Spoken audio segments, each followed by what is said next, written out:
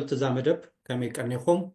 ሎሚ ብዛዕባ እዚ ኣብ ዝሓለፈ ሰሙን ኣዘራቢ ኮይኑ ዝቐነየ ዓዲ ኣትዩ እቲ ደንበ ፍትሒ ምዃን ገዲፍዎ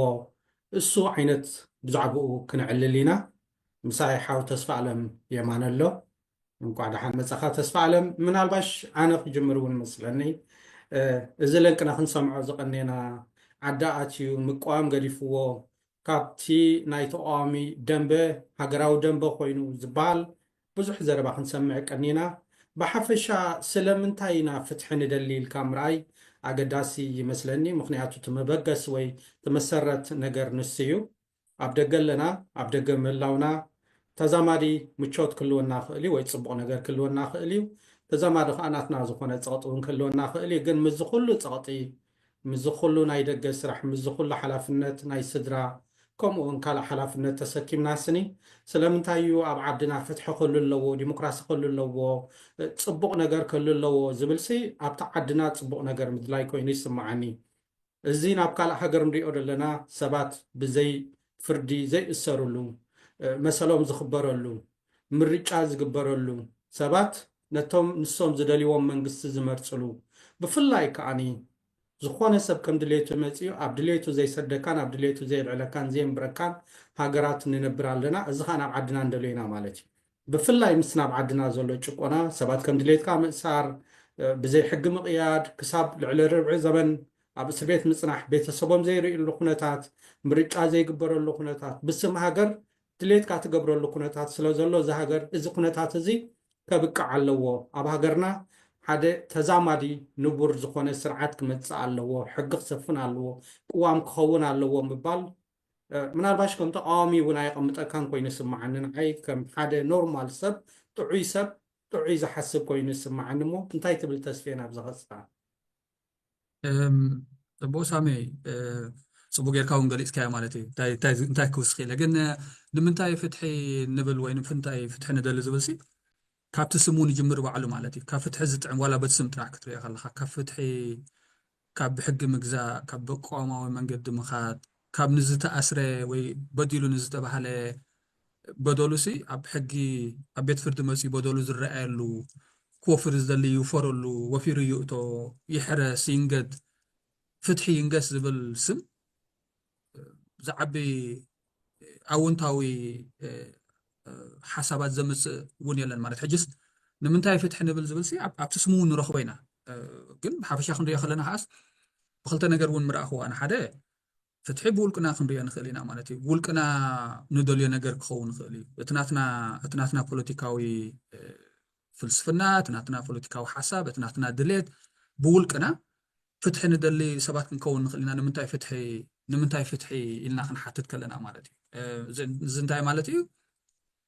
ንዓና እውን ዘድልየና ንዓናስ ብቐጥታ እውን ዝፀልወና እንድሕር ኮይኑ ኩነታት ፍትሒ ይንገስ ከምዚ ንዓና ወሪድና ዘሎ ኤርትራውያን ክንሪኦ ከለናስ ፍትሒ ስለዝተጓዓፀተ ፍትሒ ስለዝሰኣና ካብ ዓድና ተሰዲድና ኣለና ሕጂ ንዓናስ ሕቶ እውን ኣይኮነን ማለት እዩ ንምንታይ ኢና ፍትሒ ንብል ኢልናስ ክንሓትና እውን ነፍስና ንኽእል ኢና ምክንያቱስ እቲ ዘይፍትሓውነት ኣብቲ ዝባና ኣብቲ እንግዳዓና እዩ ዘሎ ማለት እዩ ሕጂ እንድሕር ዳ ዘይፍትሓውነት ዓመፅ ጭቆና ኣብ እንግዳዓና ተሰኪምና ንኸይድ ኣለና ኮይናስ ንምንታይ ኢና ፍትሒ ንደሊ ኢልና እውን ክንሓትት ኣይግባአናን እዩ ማለት እዩ ስለዚ ካባና ዝጅምር ኣብቲ ኣንጉዕ ናይ ደምና ኣብቲ መዓልታዊ ሂወትና ኣብቲ ስድራና ከም ዝበልካዮ ኣብ ዓዲ ዘለና ይኹን ኣብ ስደት ዘለናስ ኣምሳና ኣሎ ስለዚ ፈቲና ፀሊእናስ እቲ ፍትሒ መግብና እዩ ዝኸውን ዘሎ ፍትሒ ምድለያስ መግብናት ዕለታዊ ናብራና እዩ ዝኸውን ዘሎ ማለት እዩ ካብቲ ውልቃዊ ሓሳብ ውፅእ ኢልካ እውን ሰብ ከዓ ብመትከል ኣብ ፍትሒ ዘለዎ ዓዲ እንዳነበረ ብተዛማዲ ኣብ ፍትሒ ዘለዎ ዓዲ እንዳነበረ ኣብ ሕጊ ዘለዎ ዓዲ እንዳነበረ ሰብ ኣነ ዘለኽዎስ ንዓይ ጥራሕ ተዓመኒ ዘይምባልካ ኣለዎ ማለት እዩ እቲ ፍትሕስ ትንሕና ዝረኸብናዮ ከም ዝበልካ ትንሕና ዝረኸብናዮ ኣብ ስደት ዝረኸብናዮ ተዛማዲ ፍትሒ ኣብቲ ተነፂልዎ ተሓሪምዎ ዘሎ ክፋል ናይቲ ሕብረተሰብና ፍትሒ ክነግስ ከዓ ንቃለስ ማለት እዩ ንፅውዕ ከዓ ማለት ብውሕዱስ ንሓስብ ተስፋ ከዓ ንገብር ማለት ሕጂ ሓደ ሓበራዊ ዝኾነ ናይ ፍትሒ መፅዋዕታ እውን ኣለና ማለት ካብቲ ውልቃዊ ኢሚድየት ዝኾነ ካብቲ ውልቃዊ ሓሳባትናን ድሌታትናን ወፂስ ነቲ ሕብረተሰብ ናትና ነቲ ኮሚኒቲ ናትና ኣብቲ ዓዲ ዘሎ ፍትሒ ዝተሓረሞ ፍትሒ ዝተነፍጎ ክፋል ናይቲ ሕብረተሰብና ከዓ ፍትሒ ንፅዋዓሉ ማለት እዩ هو منالباش مس فتحي كنزارب كلنا كل جيزة فتحي اختبل كلقا كمزي نتا هاجرسي أب حدقا زؤت كونتات كيروم زرد او علو حدا سرعات سلستغيره وي منقص سلستغيره وي كا قوام سلستقله اتا هاجر أب حدقا تمتص مالت هيكونن منالباش فتحن هاجراونتن وي كا هاجراو لؤلاونتن بزح كم أنصار جيرو زريو سبالله جن أنصار كويني يفلتني من الباش سخاخ تستقليت اللي خاد حريو التخالو نجرون من الباش عب زناي زحلفة جزات زرعنا يو زناي نوبل تشلمون زودقا هاجراسي بقطباخ معبلاي كلانين فتح زي بلنا هاجرات بقطباخ معبلاي كلانين زبل حسابي ممتعهم نيرهم واي نيشنز فيلد بالمتحف زلوهم مالتي إذا كان تايو ماريو حانتا هاجر بقطباخ معبل نحر كوينا فتح خلوا اللو فتح نحر اللو زسماء كله تكالات وي infrastructure كلواخ اللي مالتي institutions كلواخ اللي مالتي هجي أب عدنا ونكتر يتخلي خامس لاني تحاولنت زي مولا وتحت يكونه تي تكالاتنا يمنقستون بقعات كوينا ديم سرحان كاون نرئي لنا ما يبلنا اللي تشيبلنا أب زوديقنا لنا أب تمرت وديقنا لنا أب كم زوديقنا لنا زبهال ولا تبعلو تمرحت هاجر معالتي كالمتي أتمتس كله دزارب له كونتاتي مالتي هجي እቲ ፍትሒ ምድላይና ነታ ሃገር ኣብ ሓደጋ ክወድቕ ኣለዋ ማለት ድዩ ከምኡ ድዩ ደስምዕ እዚ እውን ብዙሓት ዘይርድኦም ሰባት ወይ ዘይተረድኦም ሰባት ዘለዎ ኮይኑ ይስምዓኒ ናብዚ ፍትሕን ሃገራውነትን ولا حدا كنا تصلونا يكونون يوم تداعي بحق هاجراونا بتي أونتاوي حسابه بتحناس زخونة مداي يكون رد دلينا مالت نبعلوتي هاجراونا زبلكم كال problematic زخونة أمرندي جل ولا نأخي كنا حجستي وجدت هاجراونا ناشوناليزم ديكونس تهاجر بعلا مالتي هاجر نبعلا حجست تهاجر نبعلاس فتحي مسرتها خونز قبو مالتي ناي بحقي مسرت عنود ناي هاجر مهناس اتهاجراو هنصت زبحالسي افتحي افلسفنا ناي فتحي ابرائي ناي فتحي زتمركو يكون زغبو مالتي كلتي اتومس خمس زي واساسبلو كونتات فصيمو كله يغبوني مالتي تشجر ناتنا زمزلو خمس زبلكا حدث جيجا رديت الله من البات ابقل فن حبرتسمنا خنبل نخون ابتي ابتعد زلو بوليتيكاو سرعات نترينا غير انتايتي اتهاجرن هاجراونتن حواويسو بممصا نتي هاجراونت كما كل جزء أب ترت زلوا كل جزء أب حدقة زلوا كل جزء حدقة زنس على الولو زلوا هلاونت تناي هاجراوي إرتراونت أب حدقة خم زلوا أمثيل بمقرب أتقداي فتحن قداي سبعة مسلاتن كي العال أنت تلعي له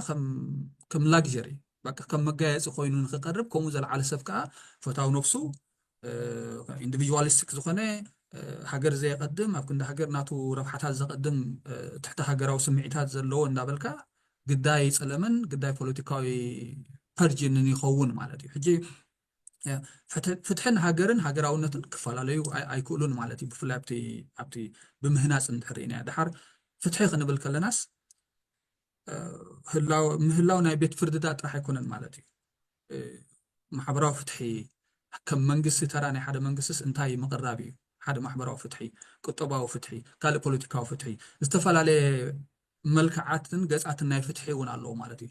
زيهم كلاتهم سي أكال ناي هاجراو هنسات كوني يقولهم دارا ولاتي developmental state نبلوفت ناي ولا كم عدنا ندحر وسينا كومون يكون كوني عدنا قل كومون ندحر وسيناس زيهم نبلوم زلنا استفال عليه صلاتات ناي فتحس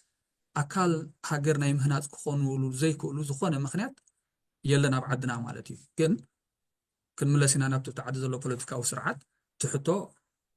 قوم يدلديو ناي بحق معروي زخونة بوليتيكاوي محبراو فتحي كتباو فتحي بحلاو فتحي كله بتعدي يدلديو تسرعات زخونة إرتراوي مقلاس علياني مالتي انتاي كوين خمزو لسلن رئي زلنا هو من الباش أبزي زلعالكايو حدا تفتحس كم لكجري ويكا كم توسخ نجار كله زلنا مون يحنك عينت يو خوينو يسمعين بزح صابون ويتمنقسون بخوم يقلص أيو أبكم أخنا تعدينا زلنا جنا عدنا مالسي بسرعة عمتات بزي فرد استأثروا سبات يبلنا نديو كاب جزءهم بزي فرد تج أو يوم زخدو أبزخونه شلاتات زلوا سبات يبلنا نديو أبتهاجر ብዙሕ ኣውፋር ኩሉ እንዳኸኣለ ብዙሕ ዓቕሚ ዘለዎ ኩሉ እንዳኸኣለ ማይ ፀዓት ኩሉ ነገር ኣይሰኣናን ዲና መጓዓዝያ ኣይሰኣናን ዲና ማለት ኤርትራውያን መንእሰያት ኤርትራውያን ሰባት ካብ ሃገሮም ክረኽቦ ዘይከኣሉ ናይ ኢንቨስትመንት ዕድል ወይ ከዓ ናይ ንግዲ ዕድል ኣብዘን ቅርኒ ኣፍሪቃ ዘሎ ሃገራት ሓሊፎም ናብ በዓል ደቡብ ሱዳን ኣብ በዓል ኡጋንዳ ካብኡታት ሓሊፎም ኬንያ ሓሊፎም ክሳብ ምዕራብ ኣፍሪቃ ገጾም ይኸዱ ኣለዉ ሕጂ እዚ ኩሉ ናብ ዓድና ክኸውን ኣለዎ ተበልካስ ፅቡቅ ቅንዕ ደይኮነን ፅቡቅ ነገር ደይኮነን ኣብ ዓድና ዲሞክራሲ ክህልወና ኣለዎ ፅቡቅ ስርዓት ክህልወና ኣለዎ ተበልካስ ፅቡቅ ነገር ደይኮነን ሕጂ ከምዚ ትብሎ ዘለኻ ምናልባሽ እቲ ስርዓት ወይ እቲ ኣብ ኤርትራ ዘሎ መንግስቲ ከም ናይ ሕንቃቐ ወይ ለግዥሪ ገይሩ ይርኦ እዩ ግን ንዓና ስኒ ኣበይ ሞጥቃ ሕንቃቐ እውን ኣይቀረብናን ኣለና ኣይጠዓምናን ኣለና እውን ክበሃል ይከኣል እዩ ምናልባሽ እዚ ከምዚ እንድሕር ተዛሪብናሉስ ድሕሪኡ ዝመፅእ ዝኩሉ ግዜ ኣዛራቢ ዝኸውን እከለ ተቋማይ ነይሩ እሞ ከይዳ ዓዲ ኣትዩ ተናሲሑ ገለ ትሰሚዕ ኢኻ ሕጂ ብክልቲኡ ኢኻ ትሰምዕ እዚ ዓይነት ወርኺ ክጋዋሕ ከሎ በዚ ናብ ዝደገ ደሎ ደላይ ፍትሒ ዝበሃል እውን ይጋዋሕ እዩ ብውሽጢ ብዓዲ እውን ክሳብ ቃል መፅኦ ክግበረሎም እዩ ተናሲሖም እዮም እዚኦም እዮም እቶም ተቃወምቲ ነይሮም ምናልባሽ እውን ይበሃል እዩ ሕጂ ኣብ ገሊኡ ተራፃሚ ዝኾነ ሓሳብ ትርኢኻ ተቃዋማይ የለን ትብል እንድሕር ኮንካ እዚ እቲ ተቃዋሚ ዝነበረ ኢልካ እንደገና ተምፅኦ እንድሕር ነርካ ከምኡ ዝኣመሰሉስ የለውን ድዮም ዳ ኣብቲ ደገ የብለካ እዩ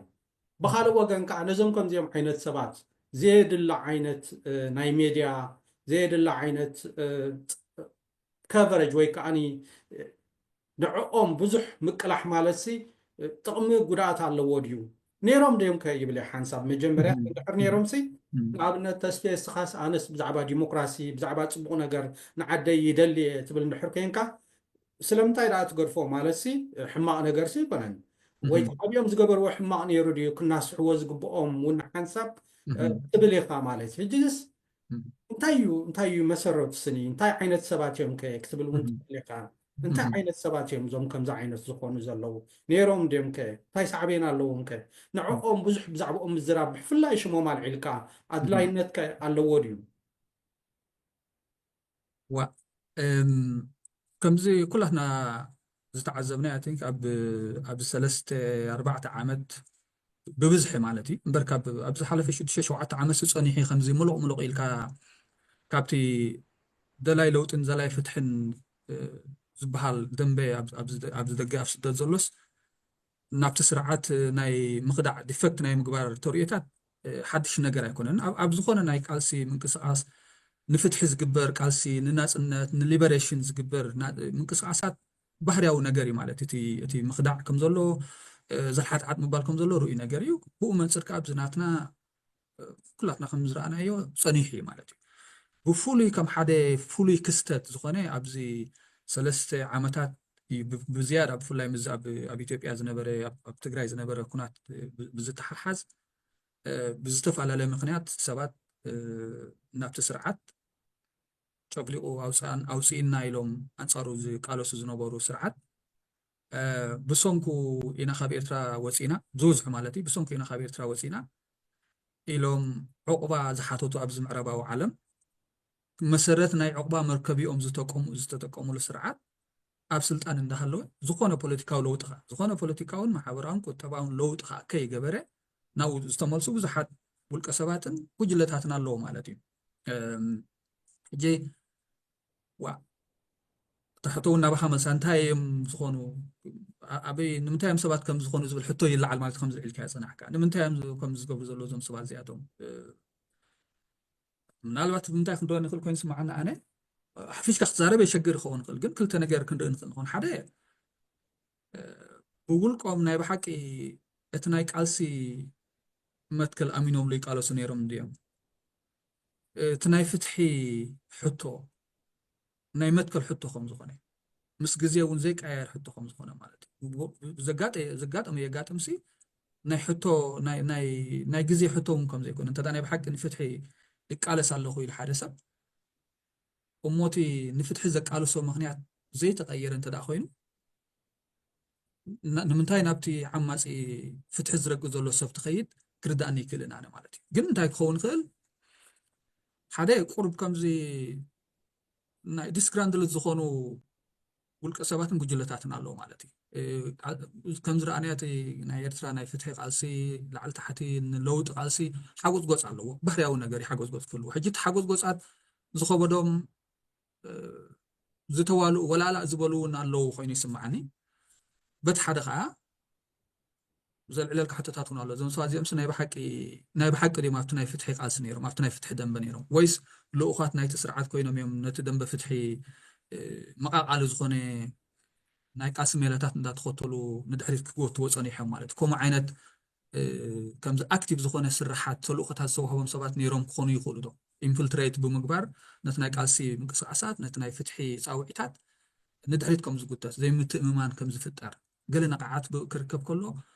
أو منقط على ستي زي متأممان بمفتار سبنا نحر حدو كتأمامات أفكن دفتي نحابة صلاة إذا تكون ننحر حدو كتأمامات ننحر حدو أم متأمامات كا ندحريت كبوتات كجبرو صلاة خوم خوني خو اليوم إلى يحسن مالتي بتحدق ناي سلطان هرفان زلوم قالوا مالتي تحطه في تحس عبترؤسهم يلن مالتي أفتو دمهم كم عن توكن لسان حناس أفتو دمهم يلن مالتي أفتو إلى تاو نابرو أمس تحطه في تحس باليلن حجي تفتحن البوليتيكاوي طموحنتن كومبليتلي كمزي حدا دراي زخونه يكسايدلو أي تلاقى بناي رخبن مالتي أنت داتي بوليتيكاوي عدلات بعيني ናይ ሓደ ሰብ ውልቃዊ ጥሙሕን ናይ ረብሓ ፖለቲካዊ ረብሓታት ክኸውን ቁጠባ ረብሓታት ክኸውን ክእል ካልእ ቁንጭ ምንጫላት ዝርከብ ረብሓታት ክኸውን ክእል ብኸምኡ ጥራሕ እንድሕር ተራእዩ እቲ ሕቶ ፍትሒ እታ ኣብ ኤርትራ ተዓፅያ ዘላ ደንበ እታ ኣብ ኤርትራ ብዘይ ፍርዲ ን20 ዓመታት ተዓፅያ ተኣሲራ ዘላ ተሓይራ ዘላ ኣደ ሓብቲ እቲ ኣብ ኤርትራ ተሓይሩ ተኣሲሩ ዘሎ ብዘይ ፍርዲ ኣቦ ሓው ኣያ ኣይረኣየካን እዩ ማለት ኣይረኣዮምን ዘሎ እዞም ሰባት እዚኣቶም ማለት እዩ هو تزغرمني تسفيس لك كمزي تبلو دلقا قال يومسي ابتناتهم بوست ابتناتهم قالمت قال كمزي زبلو زنبره امتنا بيرترا تاثير زنبره 20 عام تاثير هذا 10 عام كتوصع له وانا زي كمزي زغبر دلقا اتنابتي ارترا زلو منغست وي سرعاتي زبلو زنبره جغلبت يلومسي نو السودا خميز عم مسألة هي ونصح دي قبل قلو من الباش يقرمي كاي كال بقول نتحسب انديخا حنساب مخنيات فترة لهم يخانو زوم عينة السبات من الباش والقاو نقراب دو برتعوهم دخون نافقهم دخونو وي أبي ارتراز دخونه ناي بيت سب شقراقات إموم قدن كخود اللوهم دا يخون قالت بلمو ولا حنساب كا زناب زدقر اللو دنبتا عومو نتسيلوهم وتعوهم من الباش كال أقيموهم دو إلقا تحسب يقع حنسابسي مخنيات فترة لهم ግን እዚ ኩሉ ምክንያት ነቲ ዝብልዎ ዝነበሩ ንክዓፅፉ ወላ ሓደ ምክንያት ኣይኮውን ብቑዕ ምክንያት ኣይኮነን ምናልባሽ ካብዚ ዘሎ ናይ ደንበ ተቃውሞ ዝበሃል ወይ ደንበ ፍትሒ ዝበሃል ካብኡ ተፈልዮም ብውልቆም ንፍትሒ ክፅውዕ ኢልካስ ትፅበዮም ዓይነት እዮም ግን ካብኡ ሓሊፎም ሕጂ ነቲ ዝብልዎ ዝነበሩ ንድሕሪት ተመሊሶም ኣንፃሩ ዝኸዱ ዘለው ስለ ዝኾኑ ከምዚ ትብሎ ዘለካ ነይሮም ድዮም መጀመርያ እንድሕር ነይሮም ከንታይ እዩ ኣብቲ ደንበ ፍትሒ ኣብኡ ኣፅኒሕዎም ነይሩ أو تصحيحهم ديم صنيحهم ويس ربحات يصنيحهم مبزحتهم زم كم زم عينة سبات كنريم كلنا أنا سوشيال ميديا أب سوشيال ميديا أب تزنبروا تزنبر شو مخسب تعداقة وحيدوهم دي أب تحدد دم بدي دلو تزبس عداقة خوين يجي أو ديم مخسب رخيبهم دبها الحطوني مت maybe تصفى أوريت أم ديم كان أبزدن بفتحي تصفى أوريت أم مو كلاز استرقم يقولون بقى انتايدا أمو عدنا دين خير بيت سبنا زين رئي فورنا دينا وتص نافقتنا دينا وتص دبال حمام دي حيزوهم تبليخا قنا عم بتشرشا قنا زدبلكايو فتحس ناي متكل حتايو فتحي عبيرتنا ناي متكل حتايو تاريخ ناسكم ايه وان تاريخها ولا تاريخ زبا قنبار تتبالس عبتطفيهم له زبال تحطها تفتحيهم يلوم سلا عملوا له سام متشرشا دصنحيهم هجي اذا كنتات كثريو خلقها حنساب قن قربسي يدناغركا يون انتاي وريدوم معرف እንደዚህ እንታይ ኮይኖም ሜቢ ገሊኦም ከአንታይ ድብል ተስፋ ኣለዎም ምናልባሽ ከምዚ ንብሎ ደለና ናፊቆም ናይ ውልቃዊ ሽግር ይኮም ገይሮም ደሎም በር ምስ መፅስ እዚ ኩሉ ንፍትሒ ዝጉስጉስሉ ዝነበሩ ዳ ሒዶም ክድርይዎ በቃ ቻው ቻው የለን ክብሎ ወዲም ሽግሮም ፈትሖም መፅኦም ስምለሱ ደኸውን ዝበሃል ሕቶ ኣሎ ሜቢ ምናልባሽ ምስ ተመልሱ ከተኣማንነት የጥሪዶም ሰብሲ ማዕረፍ እንደዩ ኣብኦም እምነት ክገብር دبال حتون بزح يزلو مالتي جن زيركا فتحي والقاو نغاري بوجلو كون كلخا زحاشه وصيت كتمت تخلي خاخ ودب كلخا زحاشه حيل خلو كالو جن مسرت قاول قاوي أنا فتحت زي أمينة تسفيس خاب فتحت زي أمينكا عند حرت وديمنا عند حرت طرنيفنا عند حرت أسيرنا عند حريز متسسي كنينا يلو تخيلو لو تيلن مالتي مخنياتو كاب ولقاوي أمنت كل وكا خل على ودبل حساب علينا أنا كاب زحلف مسبلنا من እስኪ ቅርብ ልኸብለልካ ሳሚ الرئيس ፅቡቅ ነገር ኣልዒልካቲ ሕጂ እንድሕር ኢና ዋላ ኣብዚ እቶም ደገፍቲ ተባሂሎም ናብ ኤርትራ ዝኸዱ ንፈልጦም ኢና ምሳና ዘለዉ እቲ መዓልታዊ ሂወትና ምሳና ዘለዉ ማለት እዩ ትሪኦ ኢኻ እቲ ሰብሲ ናፍቆት ኣለኹም ዝበልካዮ ማለት እዩ ናይ ስድራ ኣብ ኩላትና ዘሎ እዩ ባህርያዊ ነገር ሕጂ እዞም ከይዶም ዘለዉ ክንሪኦም ከለና ኣነ ብምንታይ ክንፈልዮም ኣለና ኮይኑ ስምዓኒ ከምቶም ዋላ ኣብቲ ፖለቲካዊ ንጥፈታት እውን መሪሕ ተራ ዘይተፃወቱ ኖርማል ውልቀ ሰባት ስድራ ቤታት ይኸዱ ናብ ኤርትራ ምስኦም ከተዕልል ከለካ ኣብ ኤርትራ ዘሎ ኩነታት ከዓ ትሪኦ ኢኻ ማለት እዩ ይናፍቆት ይኸዱ ከም ዘለዉ ኣብ ኩሉ እውን ከም ዘለዉ ትሪኦ ሕጂ ነዚኣቶም ይኣንደርስታንድ ማለት ክትርድኡ እውን ትኽእል ኢኻ እቲ ኩነታት እዚኦም ዝኸዱ ዘለዉ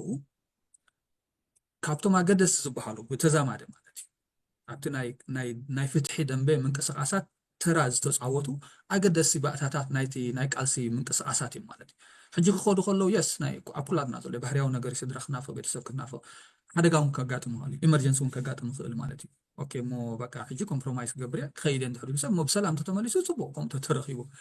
ነቲ ስርዓት ፈሊጥና ከምዚ ዓይነት ፕሮፋይል ዝነበሮም ሰባት ናብ ኤርትራ ከይዶም ሕጂ ብኸመይና ምኹኒ ክንገብሮ ናይ እዚኦም ካብ ክድዓት ሓሊፍካ ዋላ ሓደ ክሳይ የብሉን ማለት እዩ ጉዳይ ፍትሒ ጉዳይ መትከል እዩ እንድሕር ኢልና ኣሚንና እቲ ኣብ ንፍትሒ ንምምፃእ ኣብ ኤርትራ ዝቃለስ ዘሎ ናይ ደገ ስዱድ እንተ ደኣ ኣብቲ ኣካያይዱ ኣብቲ ስትራቴጂ ናይ ቃልሲ ስትራቴጂ ዋላ ዘይተኣማሚንካ ዘይተቐቢልካ ኣብኡ ዕቃበታት እንድሕር ኣለካ ዋላ ትቃወሞ እንድሕር ኮንካ ንዕኡ ኢኻ ክትቃወሞ እምበር ንዕኡ ገዲፍካስ ናብቲ ጨፍላቐ ይትኸይድኒ ኢኻ ማለት እዩ እዚ ደላይ ፍትሒ ይብለካ እዚ ከዳዕ እዩ ዘብለካ ተበላፂ ከዳዕ እዩ ዘብለካ ሕጂ እዞም ሰባት እዚኣቶም ሲ ወይ ከዳዓት እዮም ካብ መጀመሪኡ ነይሮም ኣይሆብ ሓደ መዓልቲ መፂኦም ክገልፁ ማለት እዩ ንሕና ኮንክሉድ ከይንገብር ወይ ከዳዓት እዮም ነይሮም ካብ መጀመሪኡ ልኡኻት እዮም ነይሮም ወይ እቲ ናይ ፍትሒ ሕቶ ከም መትከል እንታይ ከም ዝኾኑ ፅቡቅ ገይሩ ኣይሰረፆምን ወይ ክርድዎ ኣይደሎይን ወይ ኮምፕሊትሊ ዓለል ሃዋዮም ዝቃለሱ ነይሮም ማለት እዩ ጥራሕ ኦኬ ናይዚ ግዜ ዝምቆት ኣሎ እሞ ጃምፕ ንግበሮ ነቲ ዝኸይድ ዘሎ እዮም ዝብሉ ነይሮም ኣብቲ ደገ ማለት እዩ ሆፍሊ ብሰላም መፅኦም ድሕሪ ተመሊሶም ክገልፅዎ ክእሉ ማለት ግን ኣቲናስ ወፂና እሞ ተዓዲ ኢንጌጅ ጌርና ምስ ኣብቲ ዓዲ ዘሎ ስርዓት እንድሕር ኢሎም ኢትስ ጀስት ምንኣኣስ ነቲ ኣብ ኤርትራ ወሪዱ ዘሎ ህዝቢ ኤርትራ ዘሎ ወሪዱ ዘሎ ኣደራዕ እዩ ማለት እዩ ከምዚ ትሪቫላይዝ እዮም ዝገብርዎ ዘለዉ ነቲ ወሪድና ዘሎ ኣደራዕ ማለት እዩ ምስ ግደፍስ ከምዚ ዓይነት ኮምፕሮማይዝ ጌርካ ኣቲኻ ተመሊስካ እንታይ ዝኸውን ዘሎ እቲ ናይ ቃልሲ ሕቶታትናስ ንእሽተይ ንክኸውን ከፍ ኢላዊ ክሳይ እንድሕር ተቢላስ በቃ ኣትዩ ሰብ መፅእ ኣሎ ስለዚ ብኤርትራ ፀገም የለና ምባል ፕሮፓጋንዳ መሳርሒ ናይቲ ስርዓት እዮም ክኾኑ እዞም ሰባት እዚኣቶም ማለት ሕጂ ወይ ደሊበረትሊ እዮም ዝገብርዎ ዘለዉ ወይ ኣይተረድኦምን ካብ መጀመሪኡ ሕቶ ፍትሒ እንታይ ከም ዝኾነ ወይ ከዓ ዲ ሃብ ጀስት ሎስት ሆፕ ተስፋ ቆሪፅና በቃ ወዲና ኢድና ሂብና خلاص ግደፉና ይብሉ ግደፉና ግን ኣይኮን ኢሎም ካርኢና ይምና ነገር ኣቶም ሲ ዝሓለፈ 3 ዓመት ነቲ ደላይ ፍትሒ ዝበሃል ንምህራም ንምንኣኣስ ንምፅላም ሕማቅ ሕብሪ ንምልካይ መሪሕ ተራ ዝተፃወቱ ሰባት እዮም ከዓ ማለት እዩ ሕጂ ኢትስ ኖ ዊዝድሮ ጥራሕ ኣይኮኑን ገይሮም ነብሶም ጥራሕ ኣይኮኑን እናገሊሎም ካብቲ ናይ ፍትሒ ምንቅስቃሳት ካብቲ ሓደ ግንባር ናብቲ ሓደ ግንባር ብምስጋር መሪሕ ተራ ተፃዊቶም ማለት ከም ትፍቲ ናይ ፍትሒ ደንበ ከለዉ ዝፃወትዎ ዝነበሩ መሪሕ ተራ ሕጂ ምናልባት ክንፈላለዮም እውን ንኽእል ኢና ነቶም ካራክተርስ ማለት እየ ሕቶ ልዒልካ ሓደ እንታይ መን እዮም እዞም ሰባት ከዓ ኣሎ ማለት ሕጂ ካብቶም እቶም ዝኸዱ ጥራሕ ዘለዉ ዘይኮኑስ ከይከዱ እውን ዘተባብዑ ኣለዉ ኣብ ደገ ኮይኖም ከዓ ዝቕበሉ ኣለዉ ሕጂ እንታይ ፈጢሩ እንድሕር ርኢኻ ኣብዚ 4-5 ዓመታት ሓደ ሓድሽ ዕዳጋ ተፈጢሩ ማለት እዩ አንተ ወይ እንታይ ልካ ነርካ ናይ ማሕበራዊ ሚድያ ወነንቲ እውን ኣለዎ ማለት ካብቶም ዝኸዶም ሕጂ እንታይ ተፈጢሩ እንድሕር ኣሰብዒልካ ሓደ ዕድል እዩ ተፈጢሩ እዚ ፖለቲካል ኢኮኖሚ ሓደ ኒው ፎርም ኦፍ ፖለቲካል ኢኮኖሚ ፖለቲካዊ ዕዳጋ ዋላ ክንብሎ እዩ ተፈጢሩ ማለት እንታይ እዮም ገይሮም ንኣብነት ኣብ ኤርትራ ዘሎ በዓል ግዜ ክንብሎ ሓውና ኣወል እንታይ እዩ እቲ ናቱ ስትራቴጂ እንድሕር ኢኻዮ ናቱ ዲ ዋላ ምስ ገለ ኮይኑ ዝስርሓሉ ናይ ዩቲዩብ ቻነል ኣለዎ ማለት እዩ ሕጂ ነዚ ከምዚ ዓይነት ኮንትሮቨርሲያል ዝኾነ ናይ ምኽዳዕ ትርኢታት ክስተታት ከጋጥም ከሎ ኣብ ኣስመራ ኮይኑ ዝቕበሎም ዘሎ እታ ኤርፖርት ኮይኑ ብታ ማዕርፎ ነፈርቲ ኮይኑ ልክዕ ከም ታክሲ ኣመላላሳ እዩ ኮይኑ ዘሎ ማለት ተቐቢሉ ዕምባባ እንዳነፀገ ዕምባባ እንዳቀበለ ዘእትዎም ዘሎ ማለት እዩ ሕጂ ኢማጅን ኣብ ኤርትራ ሲ ክንደይ ደቂ ስዋኣት ክንደይ ኣደታት ስዋኣት ክንደይ ስድራ ቤታት ስዋኣት ኣብ ኩሉ ማለት እዩ ስጋብ እዚ ሕጂ ኣሕዋትና ዘጥፈአ ኩናት ክንደይ ገዛ ይተዓፅዩ ዘሎ ክንደይ ገዛ ይበሪሱ ዘሎ እዞም ሰባት እዚኣቶም ኣብ ናይ ምቾት ቦታ ነይሮም ሕጂ ኣብ ኤርትራ ናፅነት ዘምፅእሎም ኣብ ትሕቲ መሬት ሰፊሮም ከለዉ ብዕምበባን ብዳንኬራን ኣብ ኣስመራ ክቀበልዎም ከለዉ እጅስ ልብኻ ሰብረካ ማለት እዩ ዋላ ንዓና ዋላ ሓደ ኣይኮነን ግን ክትሪኦ ከለኻስ ዋላ እቲ ኣብ ኤርትራ ዘሎ ሕብረተሰብ ሲ እንታይ ዓይነት ሳይኮሎጂካል ትራውማ ቶርቸር ኢኻ ትገብሮ ዘለካ ወንዝር እንታይ ዝገብር ሕጂ ተቐቢሉ ቃለ መጠይቅ እዩ ዝገብረሉ የናስሖም ማለት እዩ ሕጂ እዚ ክልተ ዕላማታት ይኽእልዎ ዝኽእል እቲ ሓደ ንሱ እቲ ኣብቲ ናይ ዩቲብ ቪውስ ረኽበሉ ኣሎ ማለት እዩ ኦብቪየስሊ እቲ ቪውስ ክሊክስ ላይክስ ሸርስ እንዳገበረ ኤንጌጅ ስለ ዝገብሮ ዘሎ ኣብቲ ናቱ ናይ ማሕበራዊ ሚድያ ፕላትፎርምስ ይጥቀመሉ ኣሎ ማለት እዩ ሓደ ፎርም ኦፍ ስራሕ ይንዕኡ ማለት እዩ ከምኡ ጥራሕ ዘይኮነ ከቡም ምግባር እውን ካብቲ ዓዲ ገለ ውዳቕ ተረፍ መረፍ ኣይስእንን እዩ ማለት እዩ ፋይናንሻል ድዩ ዋላ ብካልእ ፖለቲካዊ ሓላፋታት እዚ መክሰብ እዩ ዝረክብ ዘሎ እሱ ንዕኡ ስራሕ ሕጂ ዕዳጋ እዩ ብጣዕሚ ኣገዳሲ ዝኾነ ዕዳጋ እዩ ተፈጢሩሉ ዘሎ ማለት እዩ ንዕኡ ነቶም ሰባት ምንሳሕ ማጨሎት ምሕፃብ እዩ ማለት እዩ ሕጂ ፖለቲካዊ ማጨሎት እዮም ዝሕፀቡ ዘለዎ ማለት ከምዚ ኮይና ነርና ብጌጋ ነርና ከምዚና ነርና እንዳበልካ መዓት ኣለይ መለ እንዳምፃእኻ ነፍሶም እዮም ዝሓፅቡ ዘለዉ ካልእ ሕብሪ ለኽዮም ከም ሃገራውያን ገይሮም ከዓ ነፍሶም ፕረዘንት ንክገብሩ ኣብቲ ዓዲ ዘሎ ሰብ ወይ ኣብ ደገ እውን ዘሎ ኦፖርቹኒቲ ንዓቶም ይወሃብለዎ ማለት እዩ እቲ ስርዓት ከዓ ራእይዎ በሉ ንሕና ኩሉ ግዜ ኣብ መትከልና ኣብቲ ቁኑዕ ፖለቲካዊ መስመርና ነርና እዞም ከዲዖም ሃገር ጠሊሞም ብጌጋ ተጋግዮም ብከብዶም ተዓሲቦም ዝነበሩ ሕጂ ናብ ሃገሮም ተመሊሶም ናብ ህዝቦም ተመሊሶም ናብ ህዝብካ ካብ ህዝቡ ዝተነፀለ ሰብ የለን ካብ ሃገሩ ዝተነፀለ ሰብ የለን ካብቲ ስርዓት ሰብ ዝንፀል ዘሎ ነቲ ስርዓት ኢኻ ሰብ ዝቃወሞ ዘሎ ግን ሓደ ትረኻ ይፈጥረሎ ማለት ሓደ ንፕሮፓጋንዳ ዝጥቀምሉ ሓደ ናይ ሌባ ዝኾነ ትረኻታት ንምፍጣር ከዓ ነቲ ብታዕዲ ዘሎ ፖለቲካዊ ሓይሊ ይጠቕሞ እዩ ማለት እዩ ኣብ ደገ ካለው ካልኦት ናይ ከምኡ ዓይነት ናይ ሶሻል ሚድያ ፕላትፎርምስ ዘለዎ ንሳቶም እውን ከምኡ እዮም ዝገብሩ ማለት እዩ ክስቶ መፀ ዕምባባ ሃብለይ ፍየር ሃብለይ እንዳተባሃልካ ንዓኣቶም ናይ ብሓቂ ሃገራዊ ስምዒት ኣለዎም ኮይኑ ዘይኮነ ናይ ብሓቂን ህዝቢ ኤርትራ ሓልዮም ዘይኮኑ ኤሳን ኦፖርቹኒቲ ንዓኣቶም ማለት እዩ ቪውስ እዮም ዝረኽቡ ዘለዉ ከምዚ ዓይነት ሰባት ኮንትሮቨርሻል ዝኾኑ ካራክተርስ እንዳምፃእኻ ንዕኦም ስእሊ እንዳለኽኻ they're making money ሕጅስ ሰለስተ ኣካላት ኣለው እውን ክንብል ንኽእል ኢና ምስለኒ እታ ዓንቱ ያልዒልካ ዝነበርካ ፅቡቕት ነጥቢ هو እዚ ትብሎ ዘለካ ኣገዳሲ እንዲ ምናልባሽ ኣብኡ ከዓ ካልእ ሓሳብ ድመፀኒ ኩሉ ግዜ እንታይ እዩ እዞም ሰባት እዚኦም ንዓዲ ኣትዮም ከም ዝትበልካዮ ኣብ ኤርፖርት ተቐቢልካ ብዕምበባን ብገለን ዳሕር እውን ገሊኦም ቃለ መጠይቅ ክግበረሎም ክሳብ ኣብ ዘዲ ወዲቑ እቲ ስርዓት ትብል ኢኻ ሓንሳብ ምክንያቱ ብሓፈሻ እውን ትዛረብዎ ዝነበሩ ኣንጻርቲ መንግስቲ እቲ ናብ ኤርትራ ዘለዎ ኩነታት ኣቐዲሞም ዝገልፅዎ ዝነበሩ ኣብ ኤርትራ ኮይኑ ከምኡ ንዝብል ሰብሲ ናበይ ከም ዝኣቱ ኩላትና ንፈልጦ ኢና ወይ ኣብየ ኣትዮም ዘሎ ሕጂ ስለምንታይ ዳ ነዚኦም ሓለፋ ተገይሩሎም ስለምንታይ ቶም ልክዕ ብናቱ መንፅር ዝተዛረቡ ናብ ኤርትራ ብእስር ቤት ዘለው ዳ ዘይወፁ እንታይ ኮይኖም ኢልካ ትሓስብ ኢኻ ካልእ ምስ ሕጂ ድመፀኒ እንታይ እዩ ልክዕ ከ ኣሚንዎም ድዩ ይኣምነዎም ድዩ ኣገልገልቲ ክኾኑ ክእሉ ድዮም ምናልባሽ ንጊዛዊ ረብሓ እቲ ስርዓት ክጥቀመሎም ኢሉ ወይ እቲ መንግስቲ ክጥቀመሎም ኢሉ እዩ ዝገብሮም ዘሎ እምበር እዚኦም ሲ እንታይ ከም ዝበሉ ቅድሚ ሕጂ ኩሎም ሪኦም ኣሚኖም ደቂ ገዛ ገይሮሞም ክትብል የሰከፊ ምክንያቱ ኩላትና ንፈልጦ ኢና እቲ ናይ ኤርትራ ኣሰራርሓ ማለት እዩ ብጎብ ዓይኖም ሪእዎም ከም ዘለው ስኒ ንፁር ኮይኑ እዩ ድስማዓኒ እሶም ከ ሞራል ኣለዎም ድዩ ሕጂ ንሕና ሃገራውያን ኢና ኣብ መንጎ መንግስትና ኣብ መንጎ ህዝብና ኣብ መንጎ እንታይ ዶ ክትብልሲ ከምኡ ዓይነት ሞራል ኣለዎም ድዩ ገሊኦም ሲ ምናልባሽ እውን ኣብ ትግራይ ከይዶም ወታደራት ዝነበሩ ዓሳክር ዝነበሩ ብኡ ተፃዒኖም ኣብቲ ናይ ሳልሳይ ወራር ካልኣይ ወራር ድመፅ እዮም ሕጂ እዞም ሰባት እዚኦም እንድሕር ብከምኡ ዓይኒ ርኢኻዮ ስኒ ሃገራውያን ዶም ከ ሃገራውያን ዶም ኢልካ እቲ ሕቶ መፀልካ እዩ ግን እቲ ክብሎ ዘለኹ ሕጂ እቲ መንግስቲ ከመዓረ ክንደይ ኣሚንዎም እዩ ማዕረ ክንደይ ኣብ ታሕቲ ደረጃ ወሪዱሎ ኢልካ እውን ክትርኢ ትኽእል ኢኻ ምክንያቱ ወገን ልክዕ እዩ ፅቡቕ እዩ ከምኡ እንተዝገብር ንዝኾነ ሰብ ማለት ዝኾነ ሰብ ናቱ ተቃውሞ ደስማዓካ ብሕጋዊ ብናቱ ፖለቲካዊ ሓሳብ ዝገለፀ ኣብ ዝኾነ ስኒ እዚ ንሕና ንዛረቦ ዘለና ኣብ ዓድና ኮይና ዲቤት ጌርና ተዛሪብና ነፃ ክንከደሉ ዝግባአና ነገር እዩ ኣብ ዓድና ግን ከምኡ ሃዋህው የለኒ እንተ ዝፍጠር ደስ እንበለና ነይሩ ግን ነዚኦም ሓለፋ ትገብረሎም ነገራት ሲ ክጥቀመሎም ስለ ዝደለካ ጥራሕ ምዃኑ እዚ ንፁር እዩ ማለት እዩ ሕጅስ ባዕልኩም ደይ ቀጻልነት ኣለዎ ኣብቲ ዓድና ከምኡ ዓይነት ናይ ፖለቲካዊ ባይታ ይፍጠር ድኸ ኢልካ ወንሲ እሱ እውን ምርኣይ ኣገዳሲ ይመስለኒ ጽቡቕ ነጥቢ ከምዚ ክልተ ጎርሓስ ሓሙኽሽ ስንቆም ዝበሃል ምሻሎ ምስላናትና ሕጂ እዚኦም ክልተ ጎርሓት ይጣመሞት እዮም ዘለዉ ማለት እዩ እቲ ናይ ምትእምማን ሕቶ ከዳዕ ኩሉ ግዜ ከዳዕ እዩ once a traitor always a traitor ትብል ሓደ ዓርክና ኣብ ፌስቡክ ፖስት ገይሩ ነይሩ ከዳዕ እንድሕር ኮንካ ኩሉ ግዜ ከዳዕ እዩ ኣነ ሕጂ ክሪኦ ከለኹስ ከመይ ገይሮም ኩነት ዓዲ ክሳዶም ኣቕኒዖም ደረቶም ነፊሖም ይረግፅዎ ማለት እዩ ምክንያቱ እቲ ሰብኣኡ ዘሎ ኣብ ኤርትራ ኣነ እንታይ ኣለና ኣብ ኤርትራ ኣብ ደገ ተማሂሩ ኣብ ደገ ናይ ምኻድ ዕድል እንዳነበሩ ከሎ ኣብ ኤርትራ ተመሊሱ ብመትከል ነቲ ስርዓት ዝደገፎ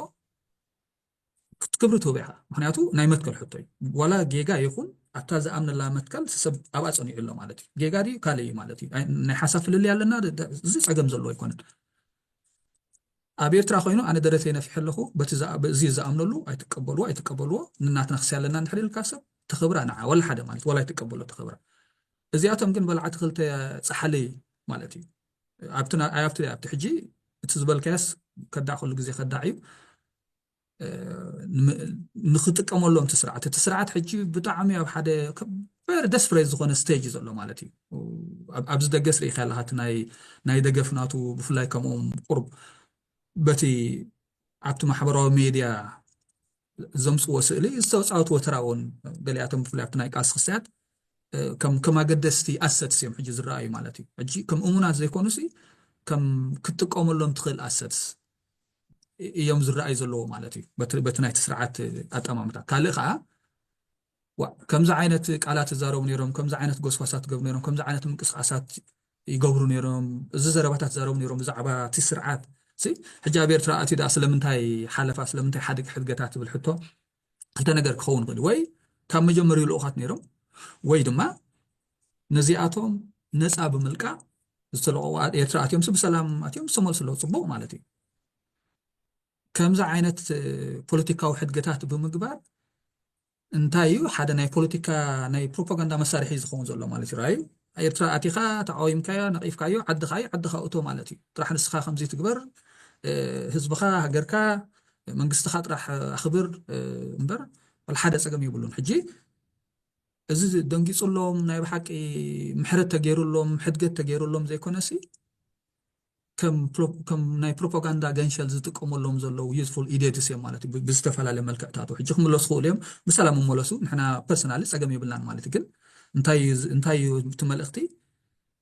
እዚና ንገብር ንሕና ኤርትራ ናፅነት የለን ዶ ሓሳብካ ናይ ምግላፅ ክሳይ የለን ዶ ዝበሃል ኩነታት ሓሶት እዩ ሪስፔክትፉል መንግስቲ ስጋብ ዝነቐፍካ ዓድኻ ኣቲኻ ክትወፅእ ፀገም የብልካን ንምባል ከም ሓደ ናይ ፕሮፓጋንዳ ትረኻ ንምስራሕ እውን ንጥቀመሎ ማለት እዩ በርቲ ናይ ምእማን ሕቶ ከምዘይእመኑ ፍሉጥ እዩ ኩሉ ግዜስ ዕሉ ማዕኩርካ ሓልዩ ማለት እዩ ኣብ ክልቲኦም ዘሎ ኩነታት ኣምኑ ብኻልእ ከዓ ከምዚ ድርብ መለክዒ እዩ ማለት እዩ ነቶም ኣብ ውሽጢ ደለዉ ትረግፆም ነቶም ኣብ ደገ ደለዉ ከዓ ቁሩብ ተስፋ ትህቦም ምናልባሽ ኣብ መፃውን ድሓን ድኾነ ተስፋ ክህብ ይኽእል እዩ ስለምንታይ ነቶም ናይ ደገ ነፃ ትገድፍዎም ኣለኹም ንሕና እውን ክንዛረብ ኢና ድብሉ መንእሰያት ክመፁ ተስፋ ንገብር እሱ እውን ምክንያቱ ከምዚ ንብሎ ዘለና እዛ ዓይነት ኩነታት ሲ በቲ ልክዕ ማለት እዩ ዝኾነ ፅልእን ካልእን ከይፈጠርካ ኣብ ፖለቲካዊ ማሕበራዊ ቁጠባዊ ዓዱ ሰብ ኣብ ሃገሩ ኮይኑ ዝተሰምዖ ነገር ክዛረብ ከምኡ ክኸውን ዘለዎ እዩ እዚ ከዓ እንደሎ ኢና ግን ከምዚ ንሪኦ ዘለና ካብ ሓደ ወፂኻ ናብ ሓደ ከም ፖለቲካዊ መሳርሒ ልክዕ ከምዚ ትብሎ ዘለካ ከዓኒ ናትካ መትከል ገዲፍካ ናትካ መትከል ከዲዕካ ናብ ከምኡ ዓይነት ከይድ ከለካ ኣሸጋሪ እዩ ናቱ ዝኾነ ፅልዋ እውን ክህልዎ እዩ ማለት እዩ ብፍላይ ንዕኦም ነዞም ከምዞም ዓይነት ሰባት ናይ ሕሊና ቅሳነት እውን ክንደይ ናይ ከሂቦም ብከምኡ ተሪኢኻ ካልእ እዛ ከዳዕ ትብል ብኩላ እያ ትመፅእ ኩሉ ግዜ ሳውና ስፋሕ ኣቢልና እንተረኣናያ ፅቡቕ እዩ ኣነ እንታይ እየ ዝብል ብዙሕ ግዜ እዞም ሰባት እዚኦም መጀመርያ ኣንፀር መትከላቶም እዮም ከዲዖም ትሶም ዝብልዎ ዝነበሩ ምናልባሽ ኣየናይ እቲ ማእከላይ መድረኽ ኣየናይ እቲ ማእከላይ ሓሳብ እንታይ እዮም ዘኸድዑ ዘለው ዝበሃል ሰብ ክመፅእ ይኽእል እዩ እቲ ምኽዳዕ ግን ንመትከላት እንድዩ እቲ ናቶም መትከላት ዝብልዎ ዝነበሩ ብፍላይ ከዓ እቲ መትከል ናይ ፍትሒ ንዕኦም ከዲዖሞ ድብል እምነት ኣለኒ ምናልባሽ ኣብ ዝውስኮት ኣለካ እንተለካ ናይ ኤርትራስ ከም ዝበልካ እዩ